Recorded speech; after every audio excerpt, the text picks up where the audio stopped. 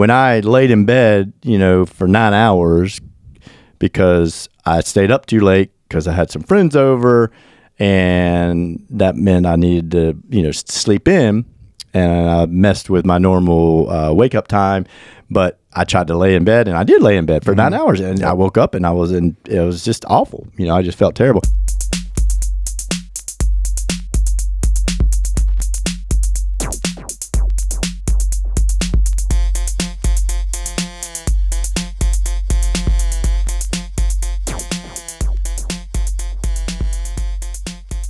Welcome back to the Healthy Sleep Podcast. We're your hosts, John and David. We're owners of MattressGrove, and this podcast is all about living a healthier life through a great night's sleep.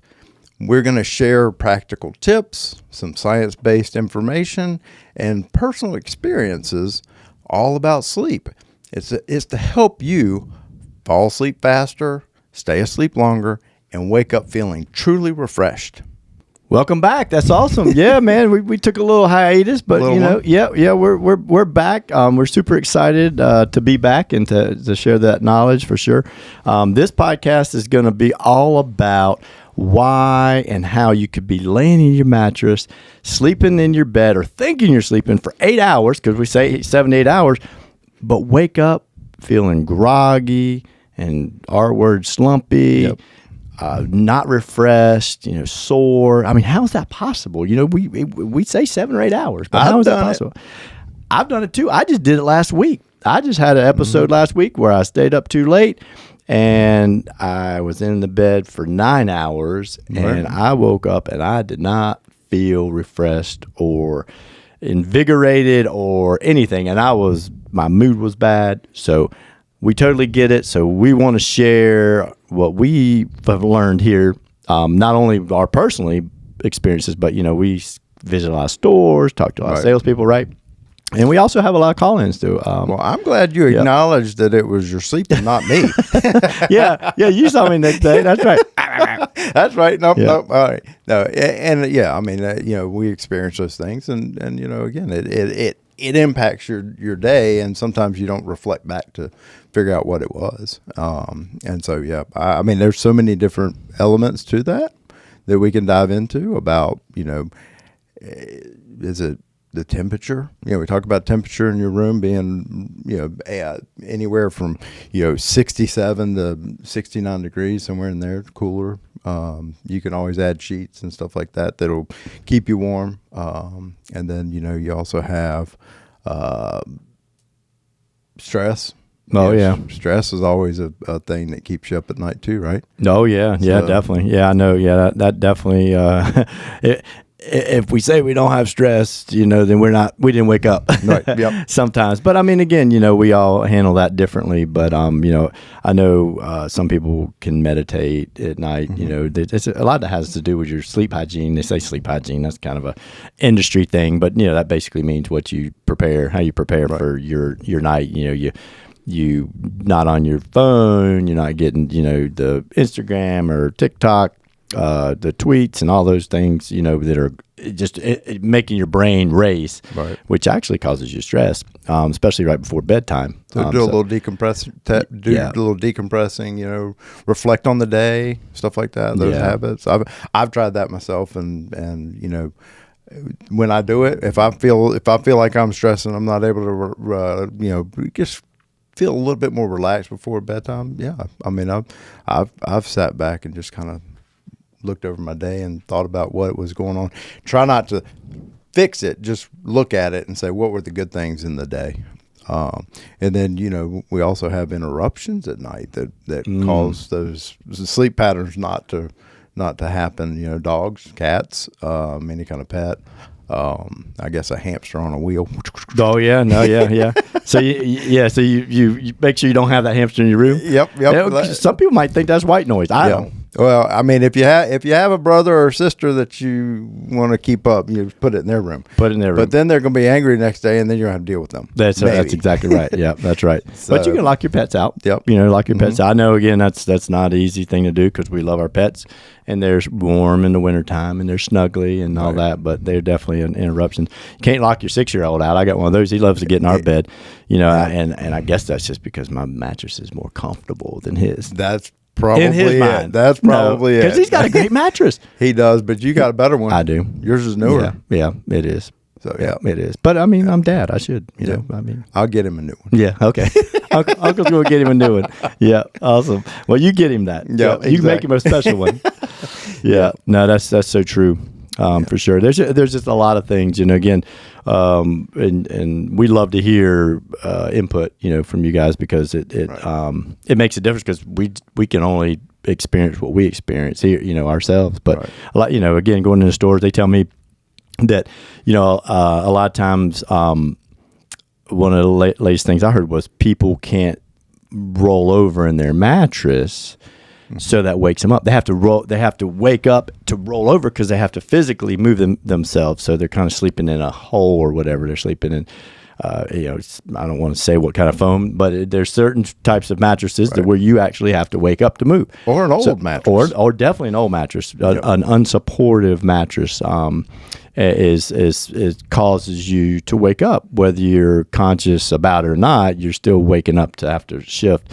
Most people don't sleep in one position all night long. If you do and you sleep all night, good for you. You are a special person, and I want to be you.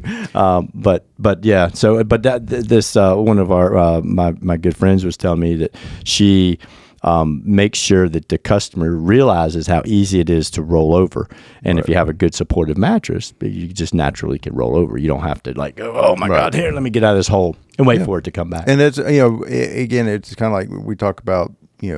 Movement at night. Some movement's okay, but if you're moving because of pressure points, because your mattress is worn out, yes, you need a new mattress. But if you're rolling over or moving, sometimes you just need to move. I mean, your body it has to move. I mean, I get cramps. I get all kinds of things for when I'm not moving. So your body does move at night, and that's a natural thing. But getting that full night's sleep is so important, and it impacts everything you do. And these are just some of the things that I guess are frustrating, and there's certain things that are easier to eliminate. Temperature, like we mentioned, but if you get everything right, you still might not get a great night's sleep. Because it's all tied to you're not really in control anymore. So you're laying there and your body's doing what it needs to do, and hopefully you've created an environment for your body to be successful, and any of those preparations will help you do that. One of the things that I had an experience with was my doctor put me on a statin, and I was like, all right, great. Let me check this out, see what's happening. And so I went back to him. I said, look, doctor, I can't go to sleep. He said, because he told me, he said, take it right before you go to bed. And he said, right before you go to bed. So I took it right before I went to bed. But then, I felt like it wasn't painful, but it was uncomfortable leg feeling. I mean, like I had to move and stuff. So it kept me up, and I called him. I said, this is what he's doing. He said, oh, okay. So he gave me a different brand. I was like, okay, great. I'll try this one. Sure. Same thing was happening. Yeah. So I was like, I know it's not my mattress. I was going to blame my mattress, but it wasn't my mattress because I was sleeping great before. So what else had changed? And I was like, well, I'm just going to try to take it in the morning. So I started taking it in the morning, and it worked great. Yeah. I started sleeping great. Whatever the pain was or anything like that, I was moving during the day, so I didn't feel it. So, again, I noticed what was changing my sleep, and so therefore that was the only change I had. And so now I get great sleep, and I still have I can still take my medicine too. Yeah. So it impacted my sleep like and I didn't think it could. I was like, well, how could that sleep? I'm going to sleep through that. Yeah. You don't sleep through it. No, you don't sleep through cramps or whatever. So that had to be very frustrating. I mean, because you were like, you probably didn't even know what it was, right? But and doctors, they do the best they can with the information they have. But we we know our bodies better. I know my body better, but I still listen to my doctor. Yep. We have a great doctor, but we definitely listen to him. Yeah. And we also listen to our body and say, hey, what if we did this? Because, they've got a lot of patients, right? So, hey, what if I start taking this in the morning? Yep. And he may say, oh, okay, go ahead and do that. Or he may say, no, you can't do that because then you'll be dead in a day. Yeah, absolutely. or you won't be able to walk because you'll be cramping. But anyway, that's, and it is frustrating. I mean, there's nothing worse than, getting those bad nights sleep. Like I said, when I laid in bed, for 9 hours because I stayed up too late because I had some friends over, and that meant I needed to, sleep in, and I messed with my normal wake up time. But I tried to lay in bed, and I did lay in bed for 9 hours, and I woke up and it was just awful. I just felt terrible. And this is not something that happens infrequently. If I change what I do, sometimes that'll really change during the day what I do out of my normal routine. It can affect my sleep. Right. Thank goodness I have a great mattress. So when I get in that mattress, it's like, oh my God, so comfortable yet so supportive. Because it's hand tufted, so everything my mattress is really easy to move on because everything's pulled down tight because it has the hand tufting that pulls all of the materials down to make it flat and yet very conforming and comfortable for me. So I just love getting in my mattress. But that being said, I didn't wake up sore. I just woke up not refreshed because my brain didn't sleep. I didn't get the deep sleep or whatever that we all need. Yeah, because and when I started working out or started, doing some exercise and stuff like that, I felt really like, I don't know. I mean, just my muscles weren't getting the recovery that they should. And then, I went to research that and find out what was going on. And what basically happens is that 50 to 75% of your growth hormone is released in your sleep. And so that's only 8 hours out of the day. That's true. That you're getting 50 to 75% of that growth hormone. It doesn't come out during the day like that. I mean, so it's only at night. So if you're not really getting a good night's sleep, there's all kinds of recovery that's not happening. Yeah. And some of it's physical. Yeah, that's right. And then you start blaming, you start saying, well, it's my mattress. It's I'm sore in the morning, it's my mattress. So, and I was just like, no, it's not. I wasn't sore before. I know I'm working out some and I'm going to be sore, but I should be recovering a little bit better than this. Yeah. So, I was like, okay, well, I started this routine. Now I'm going to see where it goes. And after a little while, I was like, oh, this is okay. It works. My body's getting used to my workout, and I'm not burning myself up as much as I was. So, recovery's going well now. Yeah. So, yeah. No, that's true. There is a lot of science. And again, we're not doctors, so we don't get into too deep other than we all know there's different different patterns of sleep, and you got to hit every one of them a certain amount of time every night for you to get a great night's sleep. Yep. And and that's why we like to try to prepare ourselves and share what works for us, because I don't do it great every day, but there's one thing about it: if we're intentional about it, then we're going to have a better day, and we will have better sleep. And if we don't have good sleep one night, then, we just get back on a routine, right? Maybe tweak a few things here or there, like you mentioned, whether it's a meditation, whether it's reading a book before you go to bed, whether it's a dark room, whether it's a cool room, all those things matter. But, just try little things here and there. It's, again, what we like to practice, and then we like to share. Yep. And we love to hear from you guys. I mean, that's why we put ourselves out there. Call John and David is on our website. We want to hear your stories. We hear them all the time, and we want to share those experiences to help everybody. This is a community of sleep. We want everybody to get a great night's sleep because, there's nothing like a refreshing start to the day starts with a great night's sleep. Yeah, so, that's true. Be creative. You're more attentive. You got a lot more to offer people, and when you have a good night's sleep.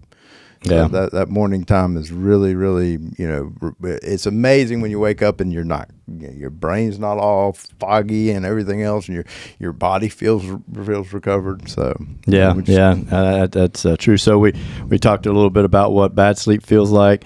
Bad sleep doesn't equal good recovery. So what is good? How does good sleep equal recovery? I mean, when you wake up in the morning, or when I wake up in the morning, what we should strive for is to feel that refreshed, feeling that, you can take on the day, and feel your best. You wake up and just feet on the floor. Right. We want to help everybody's mindset. And one thing that I like to think about, not only to get me ready for bed, but to think about the next day, because we're not guaranteed one more day. I mean, we could all not be here tomorrow. So why not, make today the best day, and then also set ourselves up for a great day tomorrow. But one thing that I think about is every morning when I wake up, I think about how lucky I am to get another day. Yep. My eyes open, and I think about that.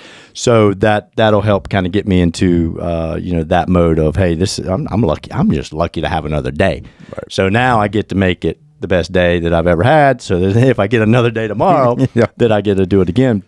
But to me, that's more of a mindset thing, but it still matters. And when you wake up in the morning and you come out of that wonderful mattress, it's time to get up. May not want to get up, but I get another day. So it's just, how much is another day worth? I can tell you it's worth more money than you'll ever pay. Because if you don't get another day, it doesn't matter how much money you have. Right. And it is. I mean, when I get a great night's sleep, it comes back across, and I'm getting up before my alarm. My feet are hitting the ground. I'm so much more energetic and so much more energized. It's really it sets the day, just like what you're talking about. You're setting it mentally.